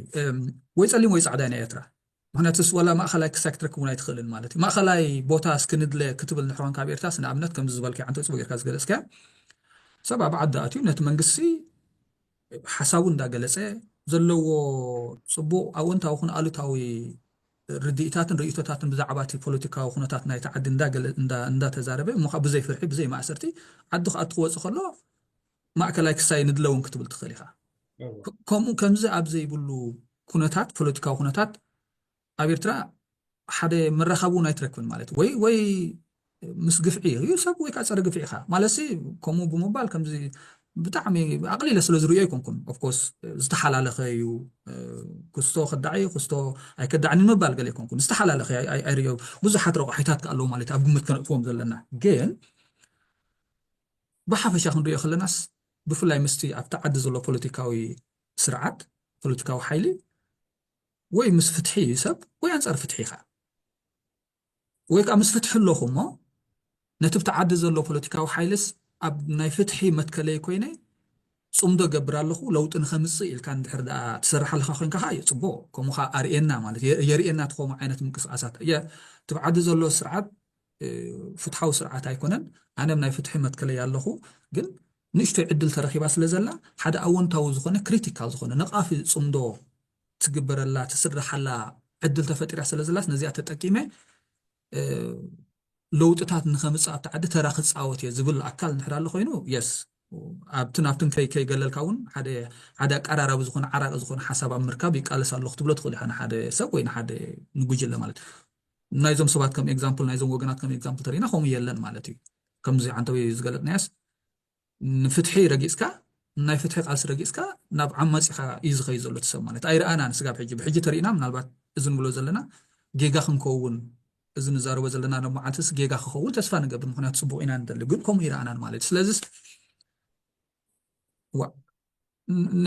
ንፍትሒ እንድሕሪ ጓዓፂፅካ ንፍትሒ ምስ ፍትሒ ምስ ዝጓዓፀፀ እንድሕር ዳ ውጌንካ እቲ ክትዓት ናይ ሕልና ክድዓት ናይ ፍትሒ ንፍትሒ ዝኸደዓ ሰብ እቲ ምስ ዓማፅን ምስ ረጋፂ ፍትሕን ዝኸደ ሰብ እዩ ማለት እዩ ሕጂ እንታይ እዩ በቲ ናይቲ ፖለቲካዊ ኣብቲ ዓዲ ዘሎ ፖለቲካዊ ሓይሊ ክንሪኦ ከለና ምክዳዕ ማለት ኢሳያስን ስርዓቱን ዘይምድጋፍ ማለት እዩ እሱ ሃገራዊ ክዳዕ የብለካ ማለት እዩ ንሕና ከዓ እንታይ ንሪኦ ከምዚ ሕጂ ዝሓለፈ ኣጋጢሙ ዘሎ ኩነታት ክንሪኦ ከለና ንሱ ክድዓት ንብሎ ንሕና ሃገራዊ ክድዓት ንብሎ ህዝባዊ ክድዓት ንብሎ ማለት ንህዝባዊ ፃውዒት ንህዝባዊ መሰል ተረጊፁ ከሎ ናይ ህዝቢ ሓርነት ናይ ህዝቢ ልእላውነት ተረጊፁ ከሎ ምስ ረጋፂ ሓርነትን ልእላውነትን ምስ ኣሳርን ጨፍላቀን ብምውጋን እሞ ከዓ ነቲ ዘላይ ፍትሒ ልክዕ ዘሰይም ቋንቋ ተጠቂምካ ክዳዓት እዮም ምስ ፀረ ከምዚኦም ገለ ብምባል እዚ ብናትና ከዓ ከዳዕ ዝበሃል ከምዚ ዓይነት ሰብ ከምዚ ዓይነት ክድዓት ዝገበረ ማለት እዩ ስጋብ ትግራይ ከይዶም በዚ ናይ ኢትዮጵያ ከይዶም ኣብ ግንባራት ብረታዊ ምንቅስቃሳት ዝገብሩ ዝነበሩስ ሕጂ ከይዶም ኣለዉ ማለት እዚኣቶም ሕጂ ክድዓት እዮም ማለት እዩ ስለዚ እቲ ክድዓት ቤን ትሪኦ እዩ ከም ዝበልካ ንሕና ክንሪኦ ከለና ስሶም እዮም ዝኸድዑና ዘሎ ንሕና ከዓ ክድዓት ንሪኦ ማለት እዩ ንፍትሒ ዝኸድዑ ንሰብኣዊ መሰላት ዝኸድዑ ንለውጢ ዝኸድዑ ንፍትሕን ንሓላፍነትን ንማሕበራውን ንቅዋማውን ኣገባብ ንፃውዒት ዝኸድዑ ሰባት ወገናት ከዳዓት እዮም በትናትና ከዳዓትካ ይብሉና ንዓና ማለት እዩ ሓንቲ ሕቶ እንታይ ልዕልካ ነርካ ምናልባት ኣብኣ ከለኹስ ዓንተወይ ከልዕል ነይረ ካብተን ዘለዓልካዮ ነጥብታሲ እዚ ዝግበር ምውዕዋዓት እዚ ዝወሃቦም ስያመታት በቲ ኣብቲ ዓዲ ዘሎ ፖለቲካዊ ሓይልን ናቱ ናይ ማሕበራዊ ሚድያ ኣቃጠርትን ክንሪኦ ከለና ሓደ ግዜ እንታይ የልዕለለይ እስከምዚ ሲምቦሊካልስ ኣብቲ ናይ ተቃውሞ ደንበ ቁሩብ ከም ዝነግፈረግ ተሰገጥገደ ይፈጥር ክኸውን ገሌለ ይሓስብ ማለት እዩ ምክንያቱስ እንታይ ይዕለኒ ሓደ ኣብ ዝሓለፈ ቁሩብ መዓልታሲ እሞ ሕጂ ዳ ትሪእዋ ኣለኹም ኩላ ሰብ መመሊቑና ዓዳ ተኣትውላ እንታይ ገደሰኩም ምሉቕ ኢልኩም ንዓድኹም ዘይትርእዩ ስድራኹም ዘይትርእዩ እንታይ ገደሰኩም ትሪእዎ ኣለኹም ለውጡ ናይ ኣይመፅእን እኮ እንታይ ስኢልኩም ነፍስኹም ኣይትድከሙ ገለ ዝዓይነቱ በጨቕተታት ማለት እዩ ሕጂ እንታይ ኢሚድየት ዘለዓለለይ ሕቶ ከምዚ ዓይነት ናይ ስነ ኣእምራዊ ምጥርጣራት ከልዕል ይኽእል ዶ ናይዞም ሰባት እዚኣቶም ነዚ ኸ ብኸመይ ክንገጥሞ ንኽእል እንታይ ኢና ንብል ዘለና ዝብል ሕቶ እውን ኣላዓለለይ ነይሩ እስኪ እንታይ ሳይኮሎጂካል ስነ ኣእምራዊ ፅልዋ ክህልዎ ይኽእል ኢልካ ትሓስብ ዝናይ ከምዚ ዓይነት ናይ ናይ ሜድያ ፕሮፓጋንዳ ብዛዕባኦም ዝበሃል ንዕኦም ዝወሃብ ስእሊ ክብሪ እውን ክንብሎ ንኽእል በቲ ናይቲ ዓዲ በቲ ናይቲ ስርዓት ቋንቋ ዝኾነ ፅልዋ ክህልዎ ይኽእል ኢልካ ትሓስብ ኣብቲ ናይ ተቃውሞ ምንቅስቃስ ኣነ እኮ ብመጀመርያ እዞም ሰባት እዚኦም ክሪኦም ከለና ዓበይቲ ፀለውቲ ሰባት እዮም እውን ኣይብልኒ ሓደ ብሓደ ሽሞም ክነልዕሎም ንኽእል ኢና ሽም ምልዓል ኣገዳስነት ስለ ዘይብሉ ኣብ ሓሳባት ክንዛረብ ስለ ዘለና ኢና እምበር ብሓፈሻ እዞም ከይዶም ዘለዉ ኣብ ሜድያ ገለ ሰብ ዝዛረበሎም እንታይ ተራ ነይርዎም እንድሕር ኢልካ ኣብታ ሶሻል ሜድያ ይወፁ ስለ ዝነበሩ ገሊኦም ከዓ ሶሻል ሜድያ ዝውንኑ ስለ ዝነበሩ ሰባት እዮም ስለዚ ናቶም ምኻድ ፅልዋ ኣለዎ ዝበሃል እምነት የብለይን ግን ኩሉ ግዜ እቲ ሶሻል ሜድያ ኣዋዕዋዕ ስለ ዝኾነ ነቲ ትሬንድ እሶም ምኻዶም በቲ ብዓዲ ዝመፅእ ምስ ከምኡ ተተሓሒዙ እምበር ኣብኦም ዝመፅእ ለውጢ ወይ ብሰንኮም ዝመፅእ ለውጢ ዝብል ንዓይ ብዙሕ ኣይርዳእንን እዩ ኣሎ ኢለ እውን ኣይኣምን እየ ካልእ እንታይ እዩ እዞም ሰባት እዚኦም ካብ መጀመርያ ክትሪኦም ከለካ ገሊኦም እውን ከምዚ ሩጡባት ዓይነት ሰባት እዮም ኢለ ኣይኣምን ገሊኦም ሲ ክልተ ሰለስተ መድረክ ገይሮም ዝመፁ እዮም ናብዚ ናይ ፍትሒ ዝበሃል ደንበ ካልእ ናቶም ዝኾነ ናይ ድሕረ ባይታ ታሪክ ዝነበሮም ዝተፈላለዩ ዓይነት ታሪክ ዝነበሮም እዮም ኣብ ሶሻል ሜድያ ከም ንሪኦም ማለት እዩ ስለዚ ኣብኡ ምቋሞም ኣብቲ ደንበ ፍትሒ ምህላዎም ኩሉ ሰብ ኣብ ደንበ ፍትሒ ኩሉ ደስ ዝብለካ እዩ ግን ኣሚኖምሉ ከምዚ ዓንተወይ ዝበልካዮ ተረዲእዎም መፂኦም ኣይብልኒ ኣመል ኮይኖም እዮም መፂኦም ሓንሳብሲ ካብ ሓደ ናብ ሓደ ምስጋርሲ ኣመል ኮነካ እዩ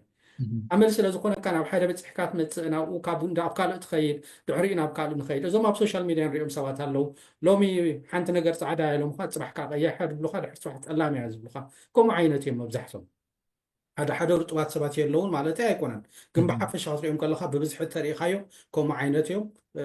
ናይ ካድረ ዝኾነ ዓይነት ባህሪ ዘለዎም እዩ ካድረ ከዓ ናብ ድመፀ መንግስቲ ዘገልግል ካብ ሓደ ናብ ሓደ ክቕየር ከዓኒ ብዙሕ እውን ሽግር ዘለዎ ኣይኮነን ድብል እምነት ኣለኒ እጂ ኣብኡ ተሪኢካዮም ብዙሕ ክስታይ የብሉን ግን ንዕኦም ሜድያ ምሃብ ንዕኦም ምውዕዋዕ ብሽሞም ፀዊዕካ ማለት እዩ ብሓሳብ ክትዛረብ ይብልካን ማለት ኣይኮነን ብሽሞም ፀዊዕካ ማዕረ ክንዱ ኣድላይነት ዘለዎም ማዕረ ክንዱ ስፔስ ክሕዙ ዘለዎም ሰባት እውን ኣይመስለንን ግን ኣብ መጨረሻ ከዓ ላንጋ ላንጋ ኮይኖም ዝተርፉ ይመስለኒ ልክዕ ከምዚ ክንብሎ ፀናሕና ብዓድን ድሕሪ ኣቲኻ እቲ መንግስቲ ክጥቀመሎም ደሎ ፖለቲካ ክሰርሐሎም ደሎ ፖለቲካ ሰሪሑ ከዓ ሕጉሕፎም እዮም ኣብ ኤርትራ ዘሎ መንግስቲ ነዚኦም ከዲዖም ዝመፅዎ ዘይኮነ ወይ ነዚኦም መትከላቶም ረጊፆም ዝመፅዎ ዘይኮነስን ነቶም ናቱ ንነዊሕ ግዜ ዘገልግልዎ ንከባቢ ርብዒ ዘመን ኣብ እስር ቤት ዘብለየ መንግስቲ እዩ እጂ ነዚኦም ክድንግፀሎም እዩ ከፍቅሮም እዩ ክሕብሕቦም እዩ ገለ ዝበሃል ኣይሰርሕን እዩ እዚ ዘይሕሰብ እዩ ካልእ በዚ ደገ እንድሕር መፂኻ ብደገ እውን ክብረት የብሎምን ምክንያቱ ልክዕ ከምቲ ዓንተ ወይ ዝበልካ ብዙሓት ፈተውቲ ኣለውና ብዙሓት ዕሩኽ ኣለውና ብዙሓት ቤተሰብ ኣለውና ኣብ ኤርትራ ኮይኖም ናብታ ዝኣመኑሉ ዓላማ ፀቂጦም ዝዛረቡ ፀቂጦም ዝሰርሑ ፀቂጦም ከዓ ገሊኦም ከዓ ነቲ ሃገር ክሳብ ዘላቶ ሂወት ተልኽ ዘብልዋ ወይ ዘሳልይዋ ዘለዉ ሰባት ኣለዉ ነኽብሮም ነፍቅሮም ንኣምኖም ናቶም ልክዕ ሓንሳብሲ ሰባት ኣነ ከምዝን ከምዝን ስለ ዝኾነ ናብዛ ዓዲ ኣለኹ ከምዚ ስለ ዝኾነ ክድግፈ እየ እዚ መንግስቲ ከምዚ ስለ ዝኾነ ከዓ ወላ ሓንቲ ክሳብ እቲ ካልእ ለውጢ ዝመፅእ ኣብ ሃገረይ ኮይነ ኣብ መትከለይ ኮይነ ክሰርሕ ተኢልካ ተኽብሮ የርስፔክት እዮም የርስፔክት ሃር ማለት እዩ ወዲ ይኹን ካል እዚኦም ግን ግልብጥ ግልብጥ ግልብጥ ግልብጥ ዝብሉ ስለምንታይ ተቐይርኩም ስለምንታይ መትከላትኩም ቀይርኩም ተኢልካ የምስ ምክንያቱ እውን ክንደይና ከይልዎም ተስፋ ገብር ምናልባሽ መግለፂ ክህቡና ከምዚ ዝበልካዮ ኖ ሃገር ከይትሽዕ ዶ ሃገር ምስ ከምዚ ከይትኸውን ዶ ሃገር ከምዚ ሃገር መን ክሸጣ ወላ እትተቃወሞ ደሎ እንድሕር ሃገር ክሸይጥ ደልዩስኒ ካብ ውሽጢ ክበልዕዎ ምዃኖም ስፍሉጥ እዩ ናብ ካልእ እውን ኣየብፅሕዎን እዮም ኣብ መንግስትን ኣብ ደገፍትን እውን ኣየብፅሕዎም እዮም ካብ ውሽጢ ክስታይ ክገብርዎ ምዃኑ ክቃወምዎ ምዃኑ ክገድፍዎ ምዃኑስ እዚ ስኒ ብዙሕ ዘጠራጥር ነገር የብሉን ከምቲ ዓንተወይ ዝበልናዮ ሰብ ፍትሒ ዝደልደሎ ሰብ ዲሞክራሲ ዝደልደሎ ሰብ ምዕባለ ቁጠባዊ ምዕባለ ራህዋይ ዝደልደሎ ኪንኡ ሃገር ሓደጋ ክትኣቱ ዝደሊ ሰብ የለን ምክንያቱ ኩሉ ሰብ ኣብ ዓዲ ሰብ ኣለዎ ተሃገር ዋጋ ከፊልላ እዩ ተሃገር ኣፍቅራ እዩ ከምኡ ስለ ዝኾነ ይኸዓኒ ካልእ ስርሒ ገዲፉ ናብ ከምኡ ክዛረብን ክጉስጉስን ዝውዕል ዘሎ ወይ ፍቅሪ ሃገሩ ኣብ ከምኡ ዝገብሮ ዘሎ ምናልባሽ ካብ ዝውፅእ እንድሕር ኢልና ዓንተወይ ንፅርቲ ሓንቲ ፅቡቕቲ ሓሳብ ኣምፂእካ ነርካ ኣብቲ ዓድና ዘሎ ኩነታት ፃዕዳን ፀሊምን ኢልካ ነርካ ወይ ምሳይ ወይ ኣንፃር እያ ልክዕ እሳይ ኣነ እውን ናብኡ እየ ድሰማዕ ሕጂ ከም መወዳእታ ክንኮነሉ ምናልባሽ ዕሙቕ ኣቢልና እውን ክንዛረበሉ ኣድላይነት ዘለዎ ኣይመስለንን ግፍሕ ዝበለ ስለ ዝኾነ ገለ ምሁራት ዝብሉ እውን ኣብ ወፃኢ ኮይኖምስ ከምኡ ዓይነት ሓሳባት ከተንብውን ርኢና ነኖ ዓድኹም እተው እምበር ሕጂ ደኣኒ ዳሓር ኣብኡ ከይድና ከዓኒ كمزيلنا نتمنجسي طلبات نقبردو قوام نبلودو عرق نبلودو ديمقراسي نبلودو دبهال حسابات بتشغبل ويمت نريئنا كما عينت بايتا يفكر دينا وعدنا كما عينت تي political space ويكا political بايتا اللوديو السوخة يكال يلك حنسا محتاج كا تصبغي كابزو وصي إلهم قاليهم كعني نتمنجسو خبسبسو مورات كوينهم ماسترز PhD قال حيزومون نريئنا نايزيهم حنساب كا زبا أسا خوينو يسمعكا من الباش عبزن تايو تعزبتقا ክልተ ነገር እየን ማለት እቲ ሓንቲ እታ ዓድኹም እተው ዝብል ማለስ ዓዲ ክኣቱ ዝፀልእ ሰብ የለን ዓድና ክነኣቱ ደስ ምበለና ንዓና ኣነ እንታይ ቁሩብ ስክፍታ ኣለና ኣብ ከምዚ ዓይነት ሓሳባት ፅቡቅ እዩ ማለት እዩ ማለስ ከም ሓደ ሆፕፉል ዝኾነ ትስፉ ዝኾነ ቋንቋ እቕበሎ እንተዝኾነልና ካ ይብል ማለት እዩ ግን ካብቲ ክውንነት ዝረሓቐ ካብቲ ፖለቲካዊ ኩንነት ሪያሊቲ ናይ ኤርትራ ኣዝዩ ዝተማሓደገ ሓደ የዋህ ፃውዒት ወይ ድማ ሓደ ኣሰናፊ ዝኾነ ፃውዒት ኣትካሚ ዝኾነ ፃውዒት ከዓ ማለት እዩ ኣልማስ ዝኾነ ዓይነት ፃውዒት ከዓ ኮይኑ ይስማዓና ኣነ ማለት ሕጂ ካበና እዩ ከም ዝኾነ እቶም ሰባት ስለ ዘይፈልጦም እንታይ ብልክዕ ዝብሎ ዘሎ ከፀግመኒ ግን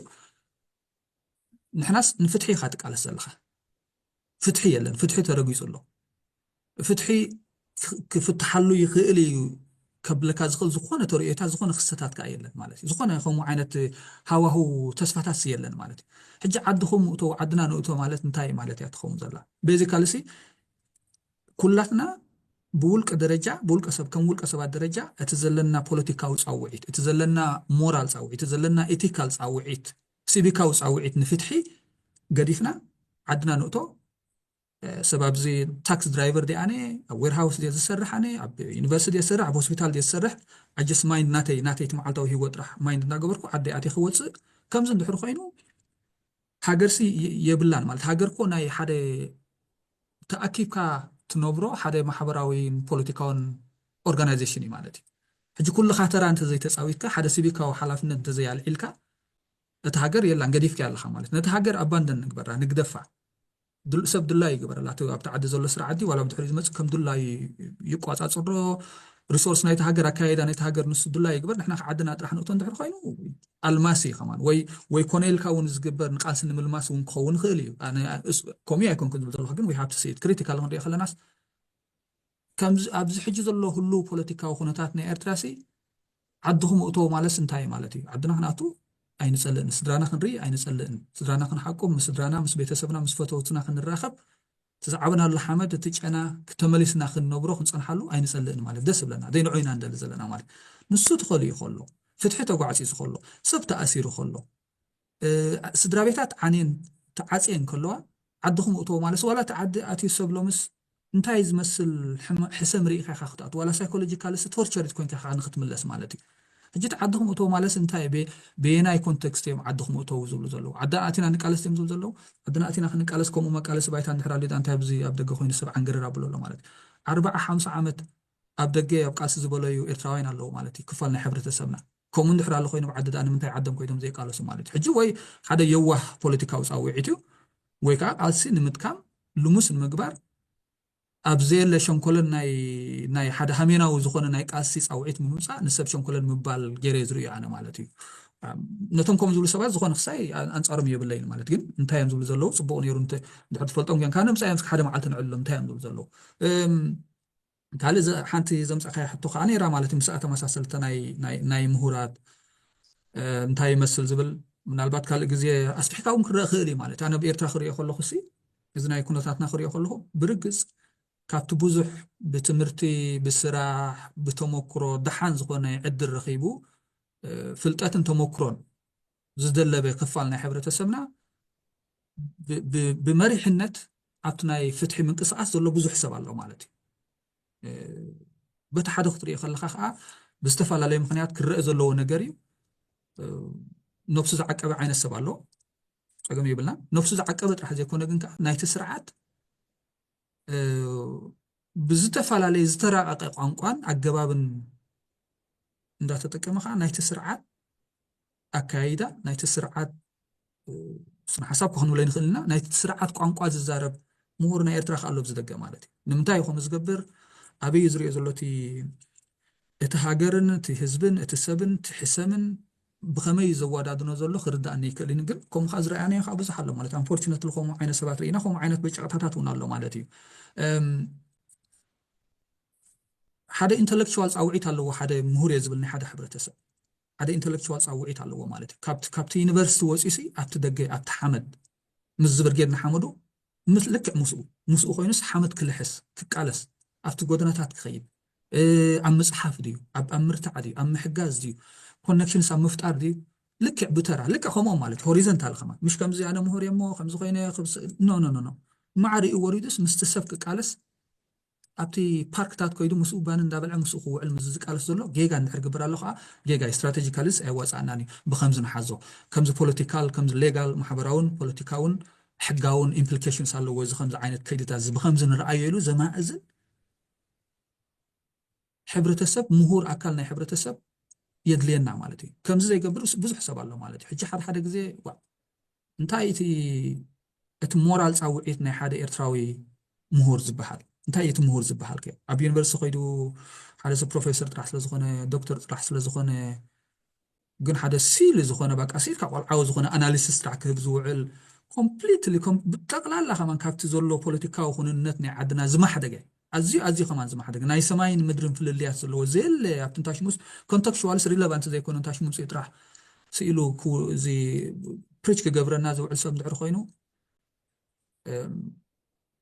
بخفاء كيكون خلي كونيل كاز جبر كيكون خلي جاجمنت خنحل فايندلن جن كم زين حر خوينو جن اتريلافانس ناتوس أبتي قالسي ات intellectual ريلافانس ناتو أبتي قالسي ات ideological سنة حساباون مهراون ترى أبركتو أتفي هولو ويأتفي أتولى خنبل نخلينا مالتي من البات قرب كفلي كبل سلازغ الكادنا يلوم زعبنا قال إجزاهم كنري نخلينا ترى ناي intellectuals زبحالو ناي intelligentsia زبحالو ترى أب محبراوي أب ألسي منقص أسن ناس نت نفتحن انتاي مثل نير ولا بنا إيرترا تاريخ 50 كنري نخلينا مالتي انتاي ده عينت مريح ترى يصوت نيرهم كاب دقة خيدهم ريزاين جيرو مالتي كابتز نبرة مشت كون خل بتمرتي كاب هارفارد كاب كلن زخود نيرو مالتي ده حرب تاي تغيرهم تورمن ترس تغيرهم اوف كورس كنري نخلينا ناتو تاريخاوي مصاصا ناتو تاريخاوي كستاتنا اللو جن كاب دقة ون كيدهم كاب يونيفرسيتات كيدهم أب جنبارات مسحواتو استقالسو استسووا إرتراوين intellectuals علو حجي خاب دقة خاهم زقبر له لك علو مالتي بز حد خطري خلخا نايتي سرعات زراباتاتن قالاتن نداق قاسيو ناي سياس intellectual لاب دوغس ولا خنبلو كوراخور رفراف كساي زكوماس خاب زحات علو مالتي علوا hopefully كال جزء ترخيب ولا سفح زبالة خسائات ممكن قبل نخل أقداسي انت نخل أقداس خويني سمعني قومو مثلنا I think حتى اسكي ناي مجرى شخم كم رئيتو انتاي زبل حتى على الله حجي زي أقات إمزول لخستاتسي وإذا دنبت عامو سي صوري دي زولو حجي خيه مالسي حبوي identify فليتنا دينا أنا بحق مني مسانا زولو انتاي مباليس خم زي مترطار نمزرع إليكم كنكم زول زولو زخونا سب نززرو يس بخوم غير دا علي تسفى قبر حدا جزي انتاي بلاني قال ترئيتات كستات كن خلناس أبيناي درجة مس بس إحنا أو إذا سبزي وإذا سبزي أو إذا جوجل لازس حق نعمل كتحطه خنمرو لنا نبحكي الله دي بتناتنا خساي قال كن بسمع عسينا خون بالكم عينت سكفتات زحدر خويني سمع عن حاجة قال زرا زي كسات ككاتات الكنية مزيوم مزعج زقات مخنطات قال حاجة حطتات يلا لك سكنتاي ريفلكت جيركا أبزي نبرة خنطات مالتي كمو زبل أو رجعت كن مسمن قيد الله مسمن قالس الله زبلك خنطات نيرودي خستات نيرودي خاب زقات أمي مخدعات وأنا انتاي دبل تاسفة سبنا نفسه طرحيو رجعت كون زلو نفسه كبسين حنساب ردان نديو أبغون خازلو أبغون خام الله تزفريت كام ترتارات فلتي يفتري جن أنا نشتي ناي تاريخ باكجراوند لا تنت ناي تاريخ ندحر مسيخة زخم ز عينت سبات متكلاتهم ناي مغيار كسب لاست مينت كسب لاست سكند ون الله إذا جس حدش هيكونن كم يجز نبري هجون كل يوم عليه من الباش هج حد عسرت عسرة سبات كيلوم ከም ዝኾይኑ ሞኻ ካልእ ዓይነት ፕሮፓጋንዳ የጋውሑ ኣለዎ እሞ ሕጂ ዞም ዘለዉ ክፅሩያት ድዮም እንድሕር ተባሂሉ ኖ መፅኦም ካልኦት ክውሰኹ እዮም ድሕሪኡ እውን ክውሰኹ እዮም ድሕሪኡ እውን ክውሰኹ እዮም ክሳብ እቲ ንሕና እንደልዮ ፍትሒ ወይ እቲ ንሕና እንደልዮ ኣብ ዓድና ርጉእ ዝኾነ ፖለቲካዊ ስርዓት ዝመፅእ ኩሉ ግዜ ክህልው እዮም እዚኦም ሕጂ እንድሕር ፀርዮም ድዮም እንድሕር ኢልካኒ ነኖ እዩ ትመልሰ ያነ ምክንያቱ ሰባት ሓሳቦም ናይ ምቕያር ኩሉ ግዜ እንዳሃለዎ ክመፅእ ግን ሰብ ንውልቂ ክሓትት ክኽእል ኣለዎ ባህላ እየ ኣነ ስለምንታይ እየ ንፍትሒ ድምፀይ ደስምዕ ዘለኹ ኣነ ስለምንታይ ኣብ ዓድና ዲሞክራሲ ክህሉ ኣለዎ ዝብል ዘለኹ ኣነ ስለምንታይ እየ እሱራት ክፍትሕ ኣለዎም ዝብል ዘለኹ እዚስ መትከል እዩ እዚስ ንሓደ ኢሳያስ ስለ ዘሎ ኣብ ስልጣን ወይ ህግደፍ ኣብ ስልጣን ስለ ዘሎ ይኮነ ወላ ወዲ ኣብ ስልጣን ተመፂስኒ ሰባት ብዘይ ሕጊ ክኣስር እንድሕር ኮይኑ ሰባት ክጋፍዕ እንድሕር ኮይኑ እቲ ሃገር ክትልምዕ እንዳክኣለት ከልምዓ እንተዘይክኢሉ ኣታ ወዲ ትጋገለኻ እዚስ እሱ ይኮነን እንተዘይለዮ ምህላዊ ዳኣነ እንታይ እዩ ሞዳ ሕጂ እዚስ ዝነበረ ዓይነት እዩ እዚ ናይ ፍትሒ ቃልሲ ዝቕፅል እዩ እዚ መትከል ናይ ምልዋጥ ከዓ ዝነበረ እዩ ዝቕፅል እዩ ክሳብ ናይ መጨረሻ ዳቕ ዝብል እምነት ኣለኒ ካልእ ከዓ እንታይ ይሓስብ ሲ እዚ ናብ ዓዲ ዝኸዱ ኣለዉ በቃ ንሕና ሃገራውያን ኢና ሃገራዊ ፃውዒት ኣሎ ምስ መንግስትና ኢና ገሌለ ምስ ናብ ዓዲ ምለሱ ኣለዉ ማለት እዩ ብተዛማዲ ከዓ ኣብዚ ግሎባል ኖርዝ ኣብዚ ነብረሉ ዘለና ናይ ስደት ምዕራባዊ ዓለም ዋላ ሰትል ዝኾነ ፅጡሕ ዝኾነ ናብራ ዝነበሮም እዮም ማለት እዩ ትሪኦ ከለኻ ማለት ሲ ኢንዲቪጅዋል ዋላ ከይበልናስ ብሓፈሻ ግን ድሓን ክትብሎ ትኽእል ናብራ ዝነብር ዓይነት ሰብ እዩ ማለት እዩ ሕጂ ናይ ብሓቂ ናይ መትከል ሕቶ ንሕር ኮይኑ ዝተቐየረ ናይ መትከል ሕቶ ከም ዝበልካዮ ኣፍኮርስ ከም ሰባት ፖለቲካሊ ኩሉ ግዜ ንሕና ኢቮልቭ እንዳገበርና ንከይድና ሓሳባትካስ ካብ ምስ ግዜ ምስ ሁሉ ኩነቶ መቃን ናይ ሓደ ግዜ ክቕየር ይኽእል እዩ ምስ ታሪክ ክቕየር ይኽእል እዩ ፀገም ዘሎ ኣይኮነን ኣብ ሓደ ፖለቲካዊ ሓሳብ ጥራሕ ስለ ነርካ ኣብኡ ከምዚ ሸንኮለል ክትብል ኣይትኽእልን ኣይትነብርን ከም ምዕራይ መኸዳ ማለት እዩ ኣብዚ ናይ ዓድና የለ ፍትሒ እንድሕር ዘየለ ደይዝኖ ወይ ማለት እዩ ንዓ ክሰግራ ኣይትኽእልን ኢኻ ምስ ግዜ ግን ኣብ ካልእ ድሓን ዝኾነ ኖርማል ዝኾነ ፖለቲካዊ ኩነታት ግን የስ ሰባት ፖለቲካዊ ሓሳባቶም ይቕይሩ ዋላ ኣብዚ ዓዲ እንድሕር ርኢናዮ ካብ ኮንሰርቫቲቭስ ናብዞም ሌበር ዝኸዱ ኣለዉ ማለት ካብ ሓደ ፖለቲካዊ ሰልፊ ናብ ካልእ ፖለቲካዊ ሰልፊ ይኸይድ ማለት እዩ በቲ ስነ ሓሳብ ናይ ስነ ሓሳብ ምቅያራቶም ምፅኡ ወይ ገለ ኦፖርቹኒቲ ፀገም ዘሎ ይኮነ እዞም ከይዶም ዘለዉ ወገናት ሕጅስ ቲንክ ኣብ ኤርትራ ኮሚት ክገብሩ እዮም ኣብ ኤርትራ ክነብሩ ማለት እዩ ኣብ ኤርትራ ኮይኖም ከዓ ኮንትሪቢዩት ክገብሩ ሃገራዊ ፃውዒቶም ተቐቢሎምሲ ንህዝቢ ከገልግሉ ቁርባት ኮይኑ ዶ ይስማዕካ ወይስ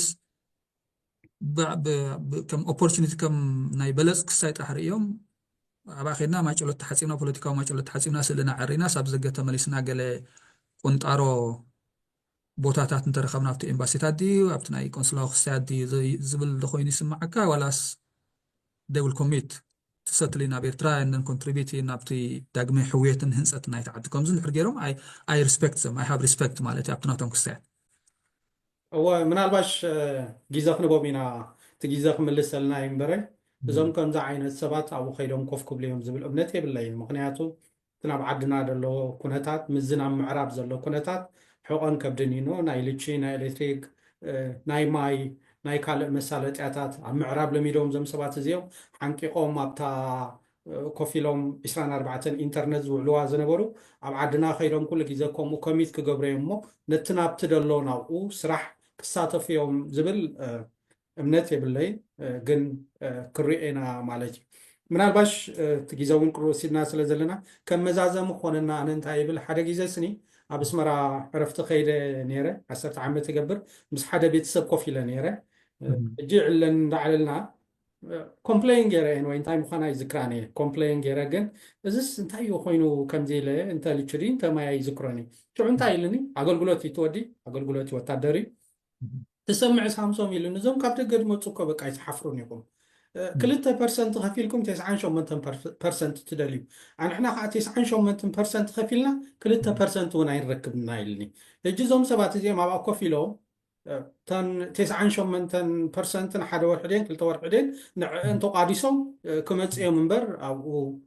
ኮፍ ክብሉ እዮም ዝብል እምነት የብለይን 98% ክፍሉ እዮም ዝብል እምነት የብለይን ናይ I think ሓንቲ ፔፐር ነይራ ናይ ተዘይተጋጌ ናይ ጀኒፈር እያ መስለን ጀኒፈር ሪጋን ብዛዕባ ኤርትራ ፅቡቅ መፅናዕታ ዝገበረታ ጀኒፈር درون رئيخة تفولتي خاص خاطر سرحات بفلاي مسناي تمرتي politics of education أبيرتا سل زبلت أو أنتي تبل حنتي قال خاطن article سناتا أنتي تملينا كمزي graduated citizenship hierarchies زخون خمزي تحتون لعلون زلوا زي قلناتي أبيرتا تفتيرو ياتبل مالتي تحتون لعلون مالت حجيت graduated على خمزي أبلع على زلوس اتكاب دجاز مس اتدياسبورا يخون أفتتحت زلو أفتتحت ناي تتقامنت نايتي هاجراوي إرتراوي زيجنت أتي عبد خوينو صفر سقاب زلقة زسرح زقلقل تقدر تدخل ولا فتي نسو زي كونه تتقام خمس لو زلخه مالتي اتخاب دجاز مس دياسبورا بلس نقولوا مالتي كم حجي ونقل سريحنا ناتي تبلس بحالتاش نسو يزخون كتري خلخا سامر يقدونا بمساواي خيتسب ناب سواي خيد بزن حرات قال غيركا كم تور جايد قال يزغبروا مايندر سيم اوف كورس مايند يم زغبروا انتاي بوليتيكال انتاي ريو انتاي سلي قال كم جايد كوينو يمسوم زخدو مالتي كم زبالكا سعيروم ليم اوف كورس قال ገንዘብ ስለዘለውን አቤት ታኸካ ሕሱርዩ አብስመራዲ አብካልክ ሳኸካስ እቲ ህይወት ኢንጆይ ክትገብሮ ትኽእል ማለት እዩ ናይ ሞቢሊቲ ምእታውን ውፃእን ካብታ ዓዲ በቲ ስርዓት ዝግበረሎ ምንክብኻባት ገለ ኩሉ ንምግላጽ ያንታይላቶስ ሓደ ልዕሎን ትሕቶን ዝኾነ ዘይግነታዊ መሰላት እንጉባኣት ንዩ ኣብ ኤርትራ ዘሎ ኢላቶ ልክዕኩም ስለ ዘለኻ ማለት እንታይ ልካ ክልተ ከሚእቲ ከፊልኩም 98 ከሚእቲ ትጠልቡ ብርግፅ ንሲ ማለት እዩ ወሶም ካቲ 98 ከፊሎም ክልተ ከሚእቲ እውን ኣይረኽቡን እዮም ኣይረኽቡን ከዓ ንሶም ኣገዳሲ ሕቶ እያ ቴንክ እቲ ዝኸይድ ሰብ እንታይ ዓይነት ስነ ኣእምራዊ ጎነፅ ወይ ከዓ ቫዮለንስ እውን ይውርደሉ ነቲ ብታዓዲ ዘሎ ሰብ ብዙሕ ኣይንሪኦን ኣይተፀንዕን እውን ዝናትና ክትሪኦ ከለካ እምበር ክረምቲ ኮይዱ ሰብ ኣገልግሎት ግዜ ዳ ነንውሕ ኣለና እምበር ምሳኻ ኣገልግሎት ዝነበረ ሰብ ኣብኡ ከሎ ንስኻ ናይ ስደት ጉዳይ ናይ ኣጋጣሚ ጉዳይ ኮይኑ ናይ ታሪክ ጉዳይ ኮይኑ ወፂኢኻ እሞ ብሰላም ኣቲኻ ኣሜሪካ ዲ ኤውሮጳ ተቐሚጥካ ስዒርካ ኦፍ ኮርስ ላዕሊ ታሕቲ ኢልካ ገንዘብ ጌርካ ብኤርትራ ኣቲኻ ፈጫጭ ክትብል ከለኻስ ወላ ትርእሱስ ተሰብ እንታይ ዝሓስብ የገና ኣነ ዝብል ማለት እዩ ከመይ ጌርካ ከምኡ ትርኢ ማለት ምክንያቱ ሰብ ኤርትራ ዘሎ ሕሰም ስንፈልጦ ኣለና ማለት እዩ ማይ ዘይሰቲ ቆሪሱስ ዘይድረር ዓይነት ሕብረተሰብ ኢና ፈጢርና ዘለና እንጂ ከመይ ጌርካ ዋላቶም ደቅኻ ምስ ከምኦም ትራእዮም ገለ እቲ ሰብሲ ትርእሱስ ሳይኮሎጂስት ከመይ ገይሩ ይቕበሎ ገለና ኣነ ዝብል ዋላ ሓደ ግዜ ስዋ ከምዚ ንኸለስ ዋላ እቲ ኤርትራስ ክኸይድ ምደለኹ ዶ ደቂ ሒዛ ኣነ ክኸይድ እውን ኣይደልን ማለት እዩ ምክንያቱ እንታይ ኢኻ ትርኢ ዘለኻ ደቅኻ ናይ ኣምላኽ ይብካ እግዚኣብሔር ተፈቒድዎ ብሰላም ኣቲኻ እቶም ኣብኡ ዘለዉ ደቂ ኣሕዋትካን ስድራ ቤትካን እንታይ ዝመስል ናብራ ይነብሩ ኣለዉ ከመይ ጌርካ ኢኻ ተወዳድሮም ብኸመይ ኢኻ ትሪኦ ማለት ሽዑ ደቀይ ከይሓሙኒ ማይ ሰሓ ክገዛእሎም ከምዚ ኮይኖም ክመልሶም ሞራሊ ከም ሕብረተሰብ ነፍስና እውን ክንሓትት ዝገብረና ብዙሓት ነገራት ኣለዋ